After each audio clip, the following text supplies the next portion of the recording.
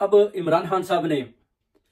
हुकूमत को ना एक किस्म का ना वो पकड़ा हुआ है, जकड़ा हुआ है कि जनाब ये उन्होंने बोला कि जितनी भी शहादतें हुई हैं इन सब की जो है ना आप डालें हुकूमत के ऊपर और स्टैब्लिशमेंट के जो लोग अगर वो समझते हैं कि इनमें इन्वॉल्व हैं, अगर उन्हें गोली चलाई है तो वो कहते हैं कि इनके ऊपर डेफिनेटली FIR काटें। गंडापुर को भी उन्होंने ये वाजिया पैगाम दे दिया कि जनाब इस पर अगर हुकूमत गोली चलाती है तो फिर उसके वो कहते हैं जिम्मेदार है मरियम नवाज है, CM पंजाब, उसके अलावा मोहसिन नकवी, उसके अलावा अपना जो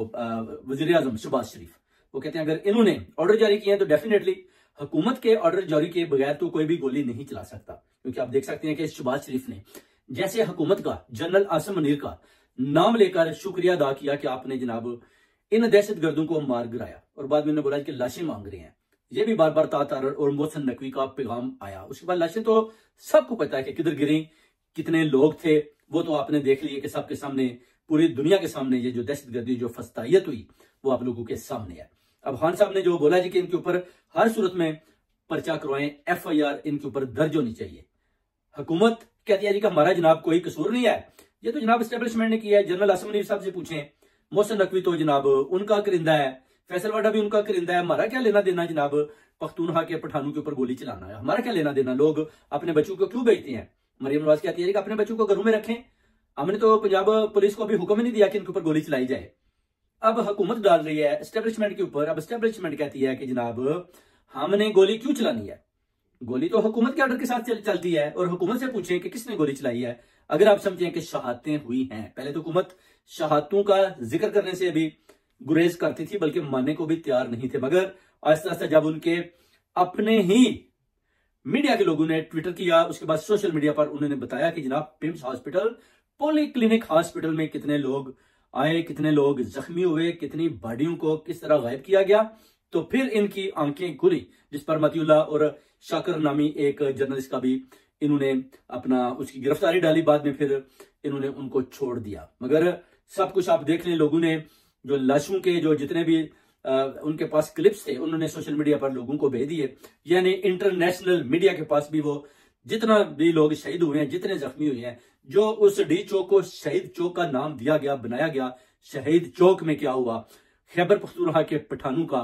खून बहाया गया, उनके ऊपर जुर्म की एक दास्तान लिखी गई, उनके पीसफुल प्रोटेस्ट को उन्होंने खून में तब्दील किया। आप ये भी देखें कि उनका ये भी कहना था कि अगर ये डी चौक की तरफ नहीं आते, ये समझाने की तरफ जाकर उधर बैठ जाते हैं, तो फिर भी पीछे से बड़े सख्त आर्डर थे, जो मेरे पास मालूमात है उस हिसाब थे कि आपने संगजानी में जाकर भी इन सबको शहीद कर देना है, और अंडर 10,000 तक उन्होंने बोला कि इन आदमियों को आप शहीद करके ट्रालियों में डालकर ले जाएं। मगर फिर भी मैं कहता हूं देखें कि खुदा का शुक्र है कि इन्होंने 800-900 आदमी गया, उसमें से आधे इन्होंने मार गिराए, आधे जख्मी होकर हॉस्पिटल में चले गए। काफिले वाले जो थे अलीमीन गंडापुर और बुशरा बीबी भी अपनी जान बचाकर खैबर पख्तूनख्वा की तरफ चले गए। उसकी वजह के गोलियां, सीधी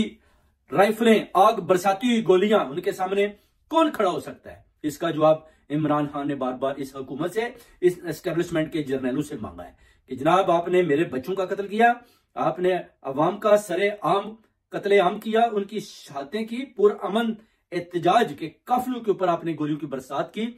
हम इसकी FIR जरूर करवाएंगे। वो कहते हैं जो मेरे ऊपर बेगुनाह हमला किया गया, मुझे कत्ल करने की कोशिश की गई, उसकी तो मैं माफी दे सकता हूं, मगर मेरे कौम के बच्चे, मेरे वो लोग जिन्होंने मेरे पीछे खड़े होकर हक और सच के साथ खून बहाया, मैं इनका हिसाब इस हुकूमत से लेकर दूंगा। वह हुकूमत डगमगा चुकी है, हुकूमत की बुनियादें हिल चुकी हैं, हुकूमत हिली पड़ी है। किसी ने राणा सनाला से पूछा जी कि आप अदारों के साथ काम करते हैं या अदारे आपके साथ, तो उन्होंने बोला जी कि ये आपको पता ही है कि अदारों के साथ कौन काम करता है और अदारे किसके साथ काम करते हैं। इसका उन्होंने वाज़ेह जवाब दे दिया कि जनाब अदारों की मर्जी के बगैर कोई किसी के ऊपर एक गोली भी नहीं चला सकता, ये अदारों ने पीछे से ऑर्डर दिया था, और उन्होंने बोला जी कि आप इन लोगों को शहीद करें। हुकूमत का इसमें बस इतना ही है कि हमें तो वो कहते हैं कि जबरदस्ती मुसल्लत किया हुआ है, ना हम कहीं भाग सकते हैं ना जा सकते हैं। वो कहते हैं जी आप इस हुकूमत को चलाएं, और जो भी गैर आईनी फैसले पीछे से दायरे करते हैं, और हुकूमत को वो आंखें बंद करके करना पड़ता है, जिसका आप देखेंगे कि जब जनरल आसिम मुनीर साहब वो चले जाएंगे, उसके बाद आप देखेंगे कि निजाम कैसे चेंज होगा। ये हुकूमत अगर इतनी देर तक 2027 तक ये अपना जो अपनी मुद्दत पूरी करने में कामयाब हुई, जो दिखाई नहीं देती, तो फिर आप देखेंगे कि समा और होगा। ये लोगों पर फिर आप देखेंगे कि आर्टिकल 6 इनको पकड़ पकड़ कर जेलों में बंद किया जाएगा। यही कौम के लोग इनके जनाब घरों की तरफ जाएंगे, और फिर ये भागने में भी नाकाम हो जाएंगे। तो ये सारी चीजें खान साहब ने, मैं कहता हूं, बड़ी जुर्रतमंदी के साथ जो है ना जेल के अंदर से अडयाला से बैठकर ये मुकाबला किया है और उन्होंने बड़ी सख्ती से ऑर्डर किया है कि जनाब ये FIR कटवाएं। अगर ये FIR नहीं काटते तो नो प्रॉब्लम, फिर भी जब हमारी हुकूमत आएगी तो हम ये FIR डेफिनेटली कटवाएंगे और इन सब को बाहर बाहर करेंगे, फिर इनका निकलने के सारे रास्ते बंद हो जाएंगे। अब खान साहब के पास भी आखिरी कार्ड रह गया है, जैसे कि आप देख सकते हैं सोशल मीडिया पर बड़ा जोर और शोर से बातें हो रही हैं कि खान साहब के पास वो आखिरी कार्ड कौन है। तो खान साहब का आखिरी कार्ड है ट्रंप। ट्रंप ने भी उधर से खान साहब को एक किस्म का पैगाम दे दिया कि मैं जैसे ही हलफ बर्दारी लूंगा उसके बाद तब्दीलियां ले आऊंगा। आप देख सकते हैं कि जैसे अपना शहबाज शरीफ आज MBS सऊदी अरब के शहजादे के साथ मुलाकात करता है, उधर भी काफी हदायत MBS की तरफ से भी जारी होती हैं जो इन्होंने छुपा रखी हैं। उसकी वजह कि ये तो IMF ने किस्त देने से इनको इनकार कर दिया, ये बड़े परेशान है। अगर IMF ने पैसा ना दिया तो फिर क्या होगा। जो बाइडन तो जा रहा है, ट्रंप आ रहा है, खान साहब के लिए अडयाला जेल के दरवाजे खोलने पड़ेंगे, तो फिर बात होगी टेबल के ऊपर बैठकर और जिन लोगों ने जिनका